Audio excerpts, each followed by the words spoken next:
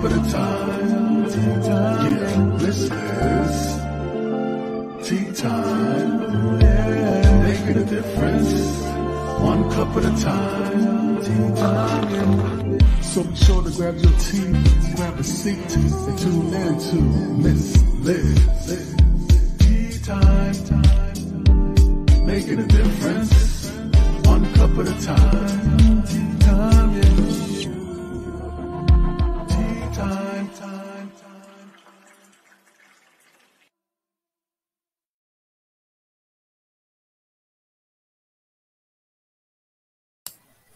Well, welcome.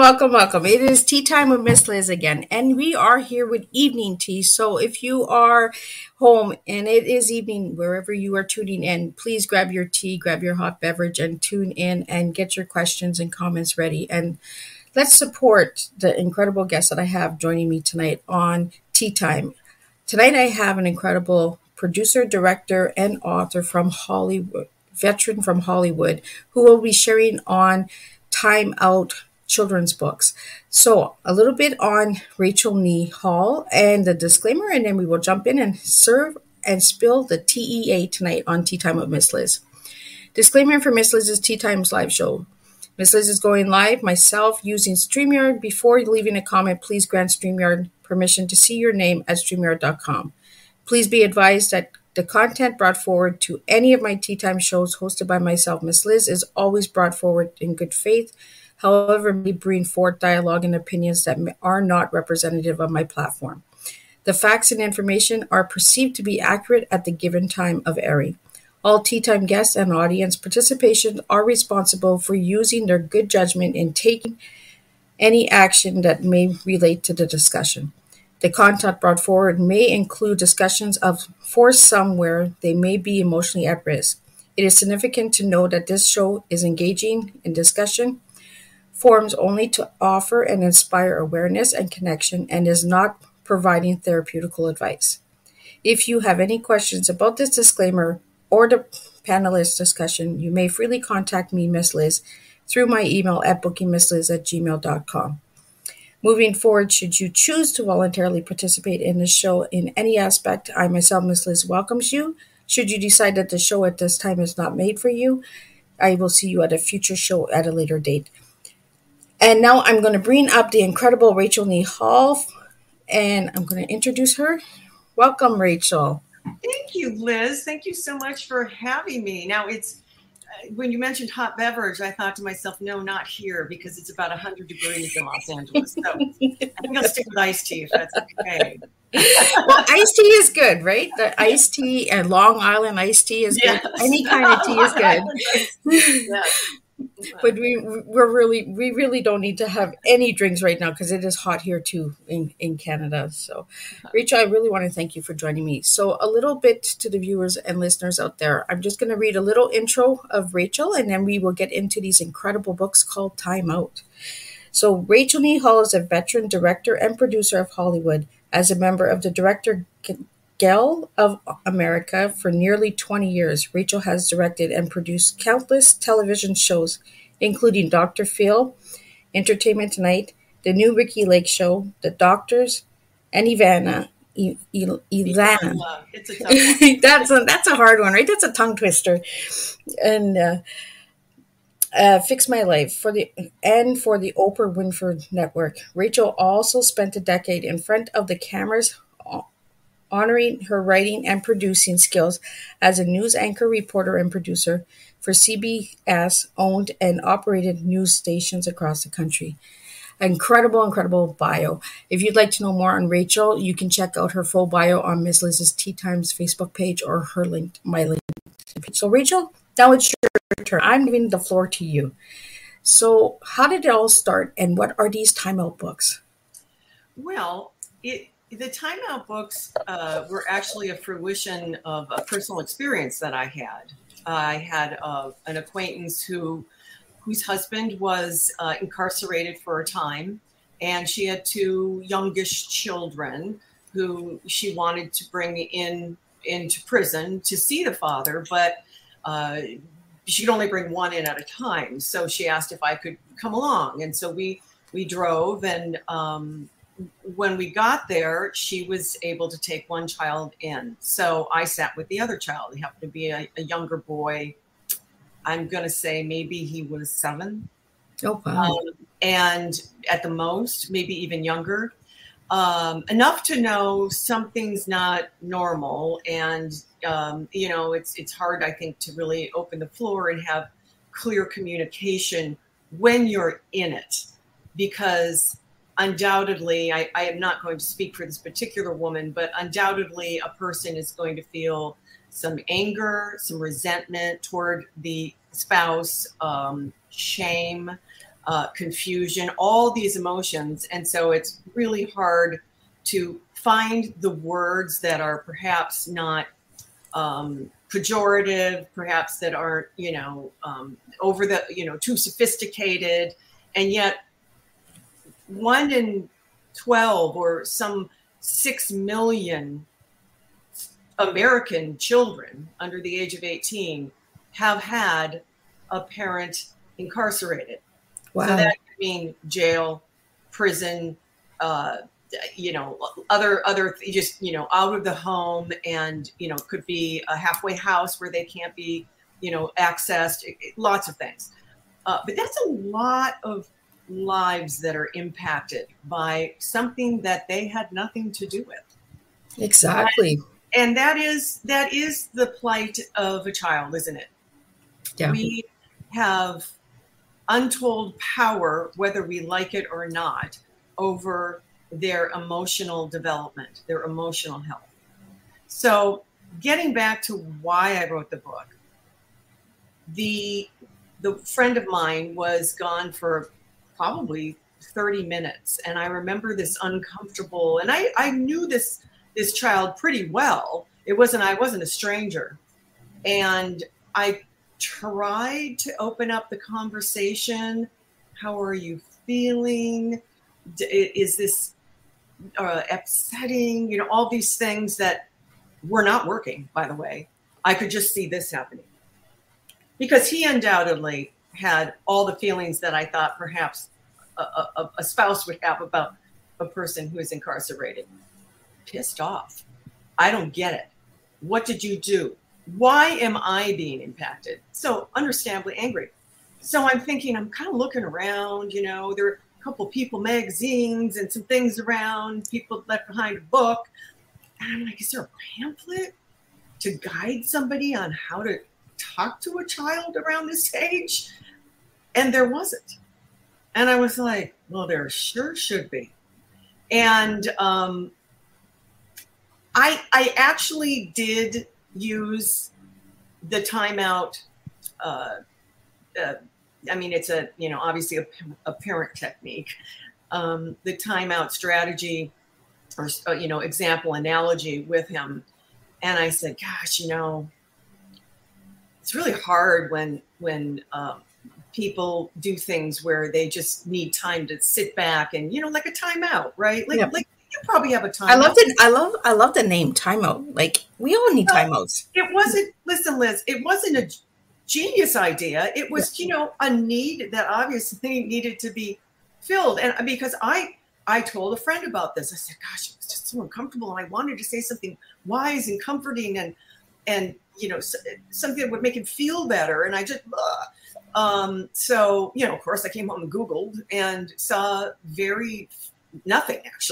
nothing. Well, that's what, even when I was doing the research leading up to this tea time, there's nothing out there. Yeah, it's kind of shocking because, as I said, a lot of children have been dealing with this throughout their lives, and it does have long-term impact. I am still very close with the children who I sort of wrote these books for, and they're adults, and they feel impact. It's not like daddy's out. There was a divorce, not surprisingly. Daddy's out, and they're trying to have a relationship, but going through that as a child and having that shame, like, dad can't come to the parent-teacher conference. Why? Dad can't go to the father-daughter dance. Why? All of these things, right? I mean, I would imagine very much like losing a parent, this hole. Of course, there's shame. Well, it's part of a grief, right? Because your life is being changed. Yes. Yes, there is grief involved. And that is one thing that I know one of the children tells me about. So the timeout book, it had been sitting in the back door, in the back of my brain for, I don't know, 10 some years. And pandemic hit. And as you know, I'm a television producer. I'm usually very, very, very busy. Yeah. And like everyone, it was either eat and drink for 2 years or be productive.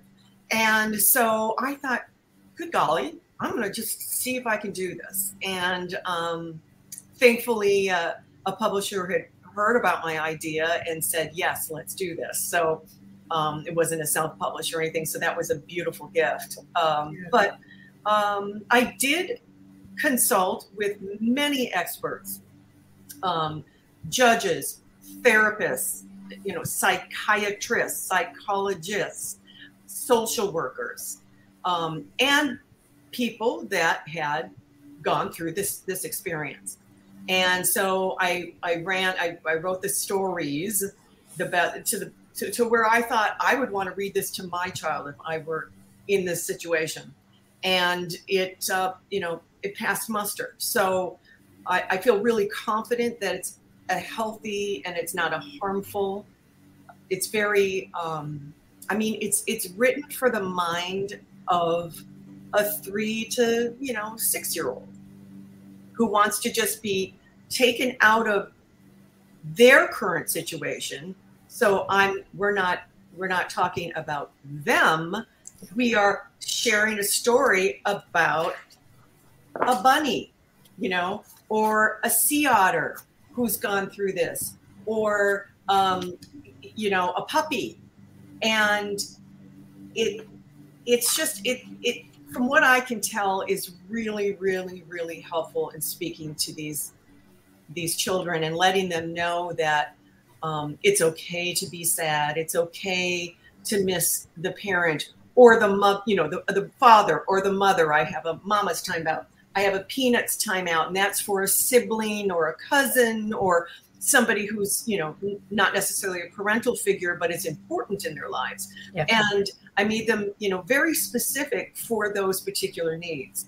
And I think it's been very, very effective. So which one was the first one that you wrote, Rachel? The first one was Daddy's Timeout. So is Daddy's. Yeah. And that was because that personal experience where my friend's children had a daddy who was gone for years. Yeah. And then, we've all, I don't know, a lot of people have been incarcerated, but I sure do for one reason or another. And I've known mommies that have gone away for a time to get better. I've known big brothers and big sisters who spend extended times away, incarcerated. So that's where I really thought I needed all three. So, the thing that people perhaps forget is that children who are impacted by incarceration, whether it's parents or a sibling or whatever, and this is documented, are twice as likely to have behavioral or mental and emotional health problems during their development. And that includes aggression. So there's where we get that secular, mommy and daddy were in jail, and then all of a sudden son did aggression, depression, anxiety, and suicidal ideation. This is not a light topic. This is no. This is not. That is extremely important to address head on. And, again, it's for a younger child, but imagine a younger child that somebody's just like, well, let's just sweep this under the carpet, and daddy went on a vacation. And then later finds out, no, daddy did not go on a vacation. Yeah. If they take them somewhere, and then most of the time, the other spouse is going to take the children to visit most of the time. So again, this confusion can just fester. And really, really come out, like a big old ugly cyst somewhere else in their life. And since you talk about trauma, Yeah. and then this certainly is a form of childhood trauma. Absolutely. Yeah, I mean, I feel like where I want this book isn't for everybody, but where I would love to see this book is obviously in the lobbies of prisons and jails, but in the back of a social worker's truck. Absolutely, When right? daddy or mommy has been taken away by the police, or possibly even in, obviously in therapist's office. But I also think that in a school library, because there are a lot of children who are maybe a little bit older and don't know how to reach out for help. And again, the other parent perhaps is not in an emotional position to give healthy dialogue, So Yeah. I would like for students, for school counselors to know about it. So that's my goal. I just want these out in as many hands as they can help. Well, I think it would be really interesting to have it in the libraries, Rachel, like you said, because sometimes kids don't want to open up and share, right? Exactly. So if they see this in the library, they can grab it themselves and they can read the story and say, hey, this is how I feel. I can resonate with this. I can relate to this. Right. Because they don't want to open up, right? Because it is a grief. It is. And do you feel that there's more trauma being done by lying to the child and saying daddy or mommy's gone on vacation, and then they come out and 10 years later they find out daddy and mommy weren't on vacation? You know? I'm not a therapist, but I've spoken to many, and their feeling is absolutely, and that surprisingly, and this is what I've gotten was, I can't believe this isn't out already. Like, where has this been? And so, I mean, I'm really happy. It's funny how things that impact your life that, happen even decades before, it can come, you can take that seed and, grow something really beautiful and helpful. And that's what happened to me. So I hope it can do some good. Well, you actually took your personal view on it because you were part of it. You were in that circle, right? Exactly. So you were like, I can't find any information on this. So how do I fix it? I get the information out there. I create it, and I think that's why we need to really start opening the doors when we see that things are not out there. Because like before this tea time, I was doing a lot of research and I was like, there's nothing out there. There's nothing for these kids. Mm-hmm. Why isn't there anything out there? Mm-hmm. And that's what drew me to your books right away, was because it's so different and it's so much educational awareness, right? And it's playful and it's opening the eyes of children. And I think children should be able to read stories like these. I know that they are hard to read and they are not made for all the children out there, but the children that are actually experiencing it, it's an outlet for them to go to without even going to an adult. They can actually just sign the library book out and say, hey, it resonates with me. Well, it's interesting that you say that it would be hard to read, because it really isn't. Like, first, we're getting this, really great, adorable bunny, right? Hi, my name is Niblet. What's yours? Nice to meet you. What are some of your favorite things to do? So you're engaging the child. We're not reading at it. Niblet is talking to this child, and Niblet's going to share how his bunny daddy did something. It would even make a good bedtime story. It's a very sweet story. And I mean, the happy ending is not that, daddy's out and it's all gone. There's nothing like that. But it's, one day I'll see him again and I will tell him it's okay. Sometimes daddies need a timeout too. So it's, it's just. It kind of lightens the load. It really does. It makes it. And also it's they don't have to take it upon themselves. This is, my friend Niblet has the same problem. Oh, interesting. And then there are also inside, there are question prompts because I try to remember my dad. If my dad would have read me, or tried to tell me something like, even if you'd read this book. My dad was an old 50s guy, Old school. And he would not have known the proper follow-ups. Yeah. And so again, with the help of therapists, and there's a way to gently open that door and see if that child will start to open up. Maybe they won't. Maybe they will the third time they read it. Yeah. But again, because the illustrations, and I take no credit for the illustrations other than they were my ideas, but I don't paint. But these illustrations are very detailed, and it really gives them a lot to look at. It's really beautiful. Like even the wording, the letters are nice and big. Yeah. And, so if you have trouble seeing, Yeah. And actually, it's almost to the point. There aren't super big words in here in terms of sophistication. This can be something the child can read to you at one point. It can be a learning book too, right? So learning to read books. So I just think they're beautiful. And as I said, I take very little credit other than I had the gumption to make it happen. But I really hope that they do some good. I'm proud of the way they turned out. So have you done any research like to write the books and that? And how long did it take you to write these books for the viewers and listeners out there that are listening? Well, the actual stories, I write for a living, so I don't write books, but I, write scripts and documentaries, and I used to write news stories. Writing is not the issue, but it was very important to put myself into the mindset of, let's say, a 4-year-old. And having raised 2 kids, that wasn't too difficult. And I love kids. I love kids. I can't wait for grandchildren. Don't tell me. Grandkids are the best. Oh, my God. So it's just that and the research, I mean, it was just stunning to me.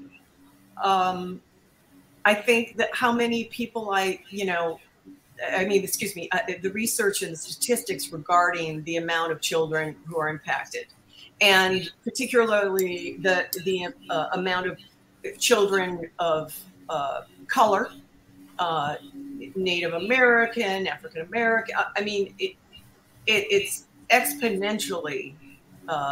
It's shocking, is what it is. And that's the reason why I chose animals. Animals, to me, they kind of have no gender in here. They certainly don't have a race. They have a species. Well, I kind of like that you use the animals because we always connect with a pet, right? A lot of people will connect with pets. And certainly a child. And I listen. My goal was not to get into politics with this. In terms of we understand there's a mass incarceration and there's definitely exponentially uneven in terms of race, and whether or not people should be incarcerated at all, for a first-time felon, whatever it is. The politics are not the point. It really is about saving the children, saving their emotional health, protecting them. Yeah, I honestly think that by writing children's books, I'm noticing this a lot with the harder subjects, reading out the openness in children's books. It's playful. It also brings the inner child in an adult out as well, because as much as we say we don't want to read a children's book. Yeah, we do. We want to read something that's easy. We want to read something that's playful. And, with grandkids and that, you want to have something that you can read to them and explain to them about life. And I find children's books has really done that. I'm noticing a lot of books that are coming out are children's books with the hardest topics. And they're bringing in the animal characters and that. I had Carmen Swift on, who was with the Blind Foundation, and she wrote a children's book about a little ducky, and Pico the ducky. It was just, he had trouble seeing and stuff like that. So it's playful. It opens the eyes, right? It opens up the mindset of, can I look at this a different way, a different perspective, right? I think the goal is to normalize it so that a child feels less isolated. and that they understand that, a good friend, my duck, my duck, whatever that duck's name was, it's so cute. I'll have to connect you two, because Yeah. I'm sure you guys would love to connect. Yeah. So, I mean, that it really is about making sure that they feel so that they don't feel isolated from up here, and that they're maybe perhaps open to talking about it. Where's your father? Maybe that's what normalizes it. Well, he did a few things that the judge didn't like, and so now he's going to go in a timeout. I was in a timeout yesterday because whatever, I stole a cookie and I shouldn't, whatever, Yeah. It's just, it's really important to make them not feel isolated. Yeah. And I really like the title. I like the timeout, because we can all resonate with timeout. We all need some timeout sometimes. We sure do. So sometimes we just need to leave me alone. Like, it's timeout time. 100%. And a mother, I've heard more than one, and perhaps maybe even myself, if I really, really dig deep, have said, look, I need a timeout, and you go in your bedroom, you lock the door. It's not necessarily a punishment. It's a time for reflection, right? Yep. And I mean, in a perfect world, that's what prison is about. It's about rehabilitation, which is reflection. It's retraining yourself to make better choices. Yeah. And all of these things are something that we need to teach our children very, very early, so that they are conditioned to stop, take a deep breath before they react, just like any adult needs to. Right? Sometimes you just time out. Exactly. Yeah. I think it really speaks to the entire issue. Yeah. And you mentioned here about the adverse childhood experiences. Mm-hmm. So for the listeners out there that don't know about that, could you explain a little bit more about that, Rachel? Sure. It's a psychological, it's a certified title for an experience that most of us have had, whether it's you were in a terrible car accident, or God forbid you were molested. Anything that is adverse to what would be the ideal upbringing, which, God love you, none of you have had. Okay. Many of us have been very close, right? But we all have some adverse childhood experiences that impacts us, that wires us in a certain way. And it will impact our behavior in the future. Now, we can intercept it, and things like this help intercept it. Yep. Later on, we could get therapy and help rewire our behaviors and our thought patterns. But if you really dig deep, you have had an adverse childhood experience. I think we all have, right? Yeah. If we're being honest with ourselves, I think we all have gone through something that has bullying, caused, right? As a third grader. Exactly. Anything that, and it's funny, I don't know about you, but all the sort of nasty things that have happened to me, and, nothing compared to, I'm so blessed. But let's say, a kid teasing me for having frizzy hair or whatever it was, fat, whatever it was. Or the big bell bottoms that are back in style now. Yeah. I mean, just, the bullying, it's almost as if it's like a negative of a film. It just imprints on your brain. Like you can remember how the senses, you can remember how that child smelled. You can remember how the hair was sweaty against, it makes an impression. And so the idea is to be able to not necessarily, you're not going to forget the impression, but you are going to rework the way that impacts you. And so again, these are just what so many of us need to do or have done to help ourselves function in the world. Yeah. I really think that we need to start opening up, right? Because everyone has gone through some form of trauma in their life. if you're really being honest with yourself, you know, somebody close to you, you know, somebody, it has impacted your life in a change in the matter. Even just the COVID, the pandemic has affected so many people's lives, children's lives, education. The education has really been, we've lost a lot of education during pandemic because we gotten a lot of more bonding with family members and stuff like that. But I found that the educational systems have really hurt because the children are confused. They're homeschooled, they're not homeschooled, they're, you know, back to school, then not to school, then, you know, there's so much going on that these children, and I don't understand why there's not enough information out there. Like I said, like your books are the first that I see that is hitting this topic and seeing and bringing awareness to incarceration, because we don't see anything out there. And why isn't there any? Are people scared to get it out there? I'm not sure, but maybe some of the viewers and listeners out there, if you have the answers, you could let us know, and, you know, reach out to me and Rachel, and maybe we can get more information out there. But I'd really love to get Rachel's books out there. So Rachel, if anybody would like to get these books, where could they find them? Well, Amazon, Barnes and Noble, my website, which is just Rachel Nehall, one word, author, Rachel Nehall, author. Okay. .com. They're really easy to find. I think if you Google them, there's been a fair amount of press on them. Yeah, I mean, please do. You know, getting back, I want to touch, if I may. Sure. Before, and that is why people have a hard time, because communication needs to be taught. Open communication, clear communication, non-aggressive communication, you know, non-passive aggressive communication needs to start when a child is very young.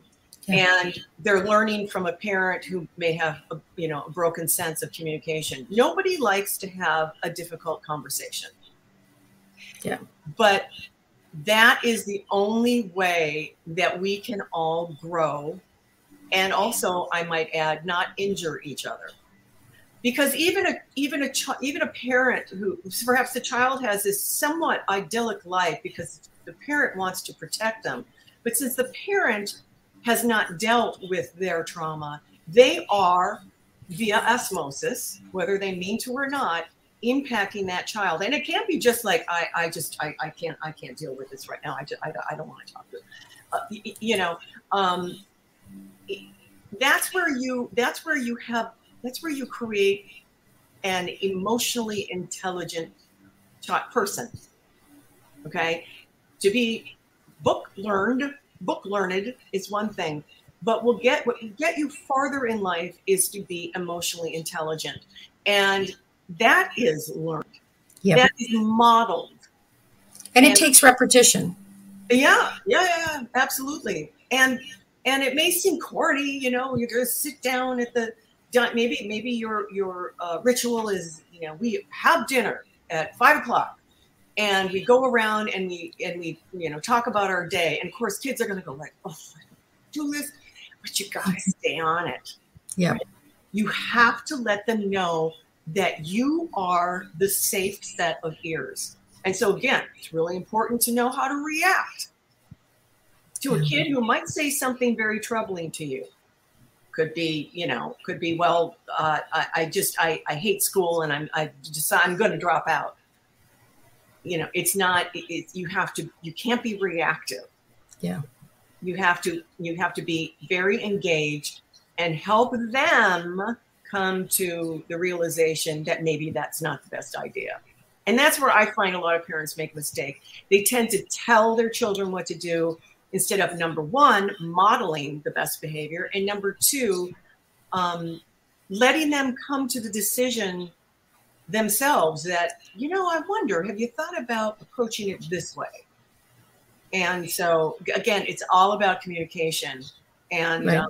And that's where I'm hoping, the little discussion prompts in the book, if a parent who's not real comfortable with communication, or a grandma or a grandpa, will be able to literally just, read it off the page and have the child interact with you. And I think that's like you're mentioning supper time, dinner time, the open conversation. I find that a lot of families are not even doing that anymore. Why are we not having that open discussion? Why are we not asking our kids, how was your day? How was school? Did you make a new friend? So I think this is a perfect time to ask you, Rachel, what is your tea? Oh, well, my tea. So I'm about engaging tomorrow's enlightened activists. My side job, no, not my side job, my real job.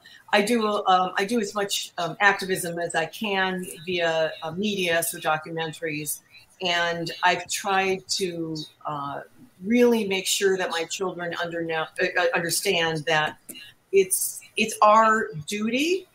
It's because we are so blessed here in America. Most of us are just like beyond blessed. It's our duty to not take that for granted and to pass it on. And even one of my philosophies is called Mentor One. And if you think about it, if each one of us took one little duckling under our wing, okay, not take over for the parent or whatever, kind of like a big sister, big brother program, but it doesn't have to be as formulaic as that. It can be the neighbor kid who you notice is, mopey a lot, and maybe you, bring over a gift card to an ice cream store, and have I don't know. I mean, I've done it in many different ways, and there's no one way, there's no right way, there's no wrong way. But if we all who are lucky and blessed can take one other human being and try to pass on the love, the patience, the understanding, the eardrums, I think we could really change our immediate world. I absolutely agree with that. One person at a time. We don't have to get 100 at a time. One person at a time. Right. If you can impact and change one person's life, you have done your job. That's right. And you have made that difference. A lot of people are like, how much of a difference can you make? One person. And that next person will the next person. And that's how we get the ripple effect. And that's how we really change humanity. And we make a difference. And we make that change in the world that we are all needing and seeking, right? Yes. And that's what I do, is one tea at a time. And you're doing one story at a time. Yeah. And you did mention, I've been listening as you're speaking, you mentioned Big Brother and Big Sister. And that is a really important program that I think that these books would really, really work well with. 100%. Yes. We need to, I really have to, I've been kind of overwhelmed with my project, my paycheck right now. The paycheck. Yeah, because you don't get rich on books. Anybody who's listening. No, you don't. But that's okay. I'm sure I'll probably lose money in the end, but that's fine. But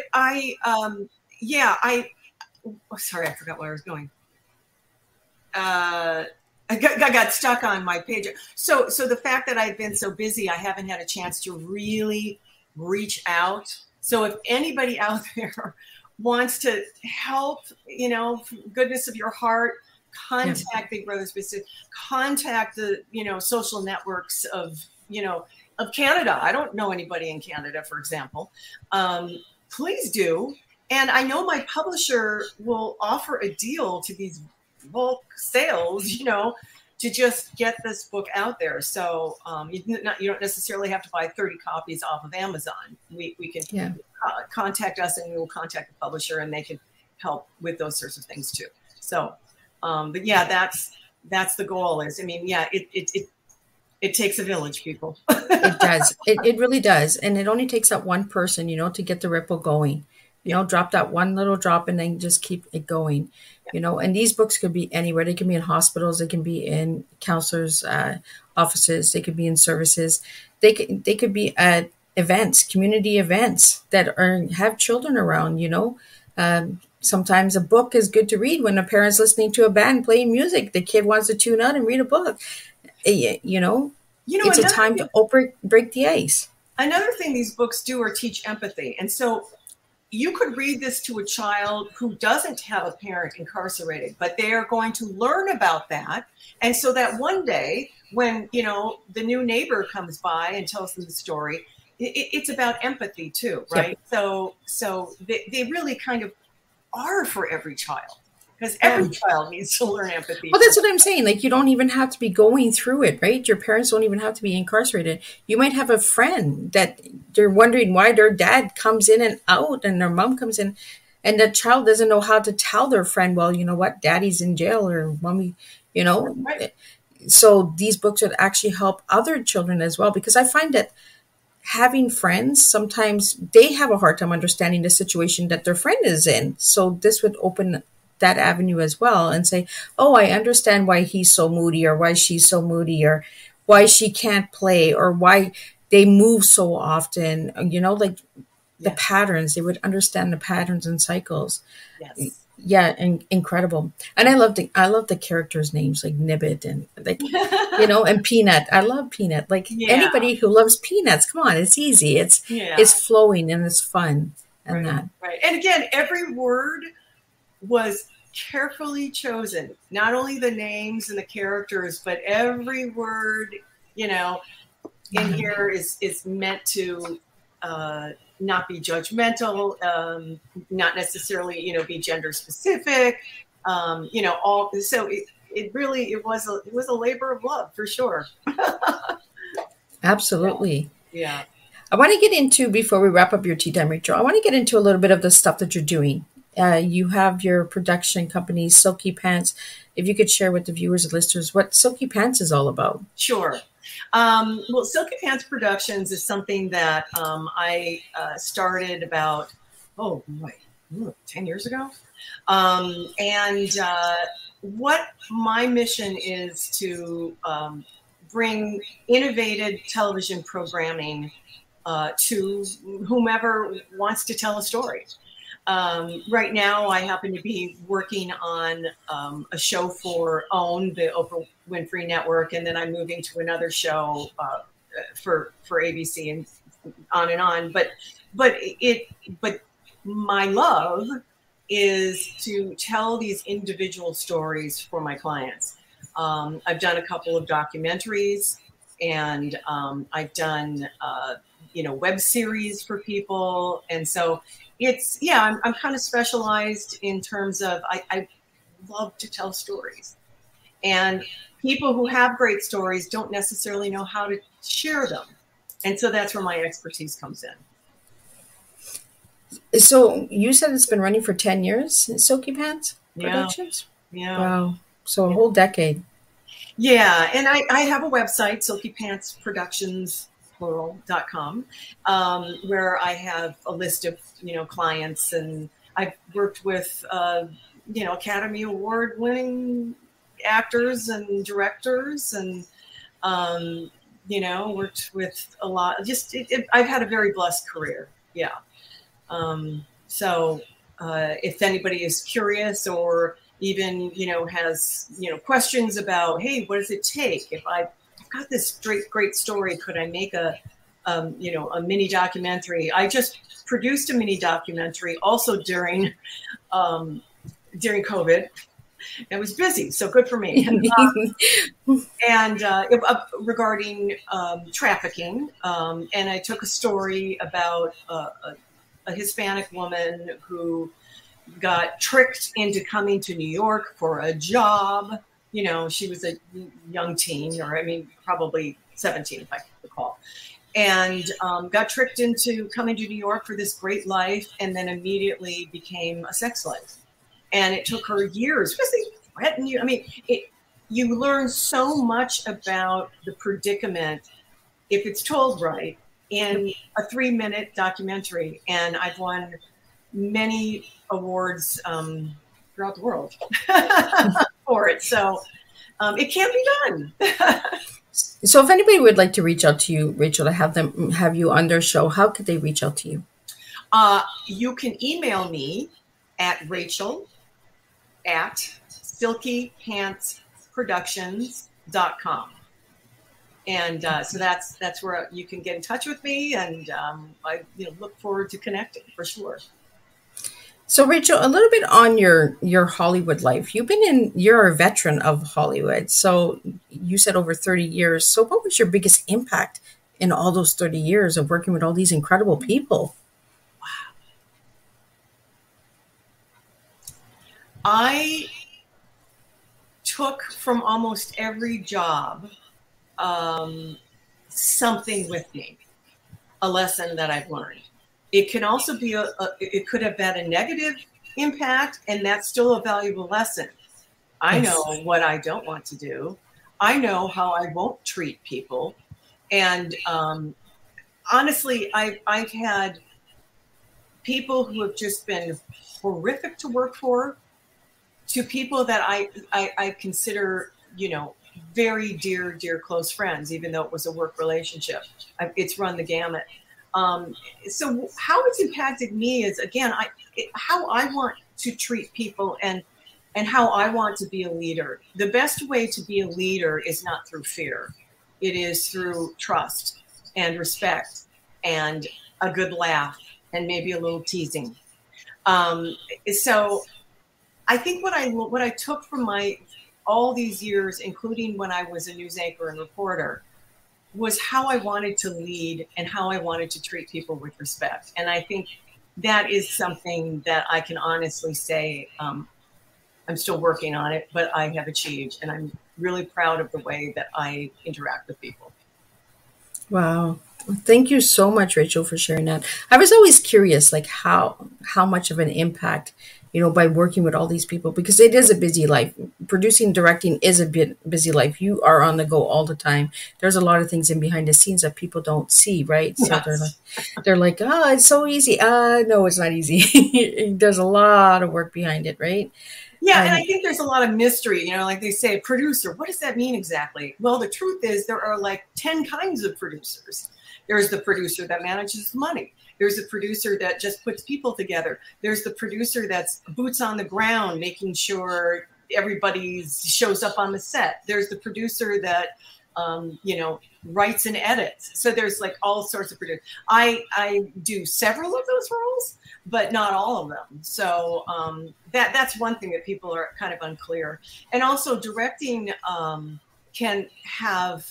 you can be the director of a film, where you're literally calling the shots, but you don't do a lot of the producing. And then the kind of directing that I do is a little more spanned. I do some of the writing. I do some of the producing, but then I am directing the cameras, if they're like one camera or 6 cameras, I'm calling the shots. So it varies a little bit, but it's kind of a vast skill set. Well, I think for the listeners and viewers out there is a lot of, like you said, there's many different producers, and directors and all that as well, right? There's not just one camera. There's like 6, 7 cameras. So, everybody, you really have to have that teammate work environment, right? And you have to, like you said, have some humor, because sometimes it gets a little heavy. Some of the work is heavy. So you want to have that little giggle or that little,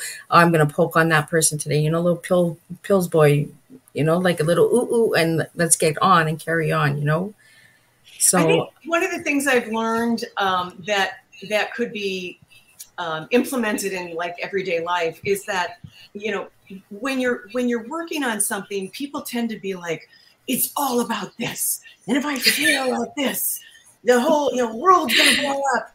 And, I'm on a set and every episode is $1 million. So it's not nothing.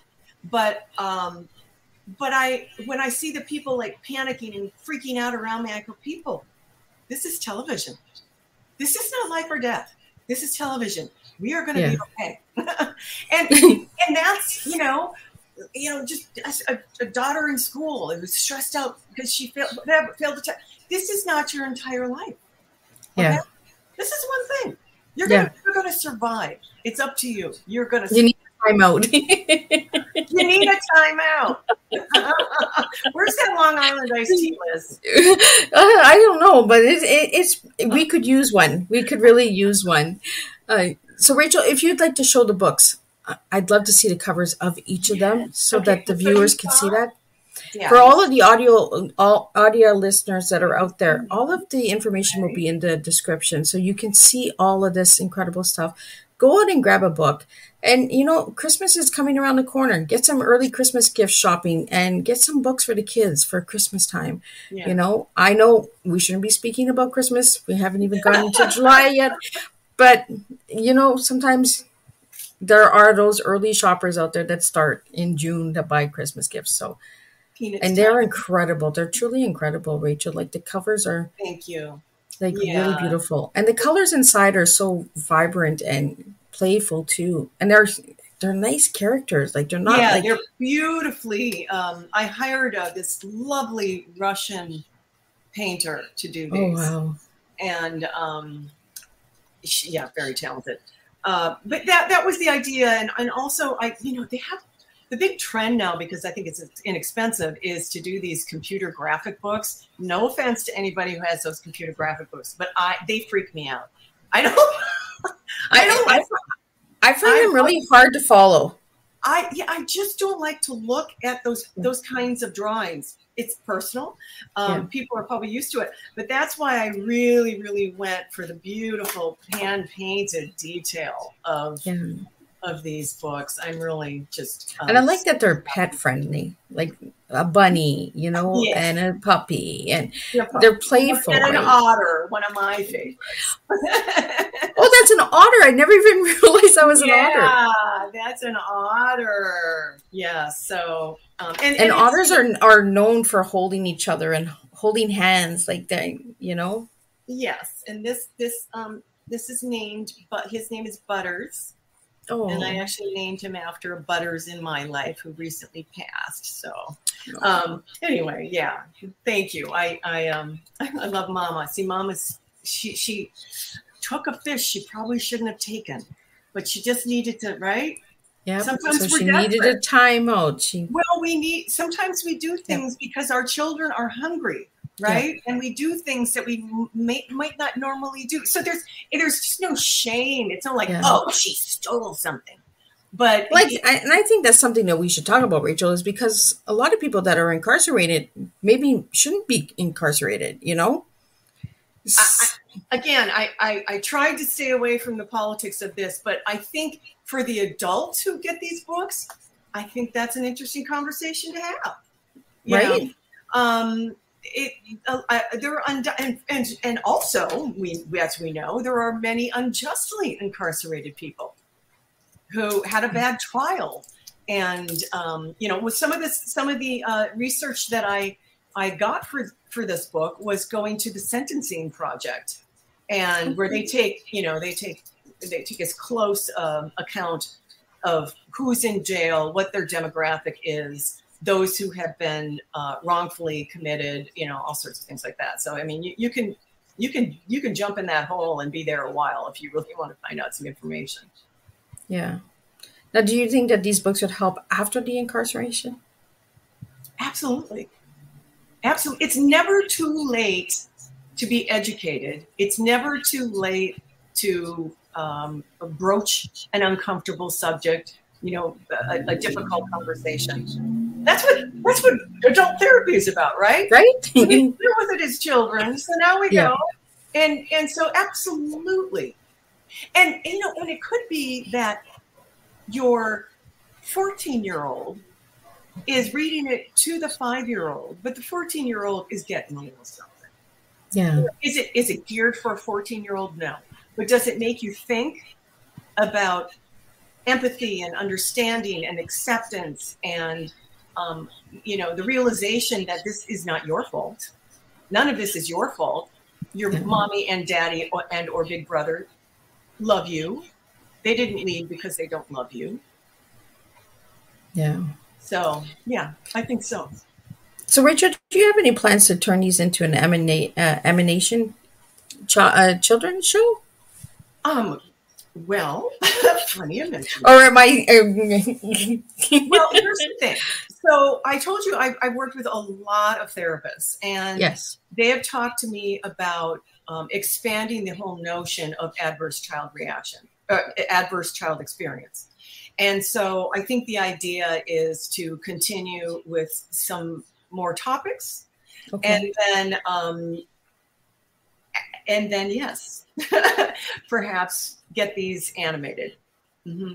Yeah, because you do a lot of work on Discovery Channel as well, don't you? Yes. Mm-hmm, mm-hmm. Yeah. No, it's certainly something in the back of my mind, Liz. In the back of the mind. Yeah. So there might be some spilled tea along the way that is coming, Yes. And spilled tea is good news, and we really need to start spilling and making a mess and start opening the doors and seeing things in a different light. So, Rachel, I really want to thank you for coming and sharing your tea and spilling your tea. For the viewers and listeners that are just tuning in, Rachel Nee shared about her 3 books called Time Out, Mommy Time Out, Daddy Time Out, and Peanut Time Out. So if you'd like to grab a copy, you're more than welcome to go to Amazon or check out her website and grab a copy. And if you know somebody who's going through this and that this book might help them, reach out and grab a copy. You never know what impact you might make by just grabbing a child's book, and our goal tonight with this tea time is to open some doors and get these books into schools, libraries, social services, worldwide. Rachel's in the United States. I'm in Canada. So let's open some doors. Let's get these books in there and let's really make a difference, 1 book at a time. And we will truly impact lives. So for anyone who would like to know more on Rachel, you can check out her website. And if you'd like to connect with Rachel and you are too scared to go through Rachel right away, I can kind of break the ice and I can do one-on-one and introduce you guys together.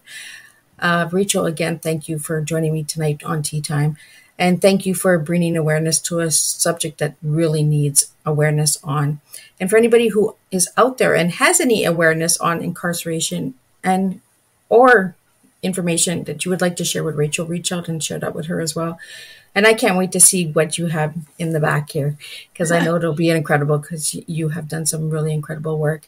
And for all the viewers and listeners out there that have tuned in tonight and will be tuning into the replay, because you can tune in anytime on Miss Liz's YouTube channel or on all of my platforms and check out the Tea Times and check out Rachel's Tea Time.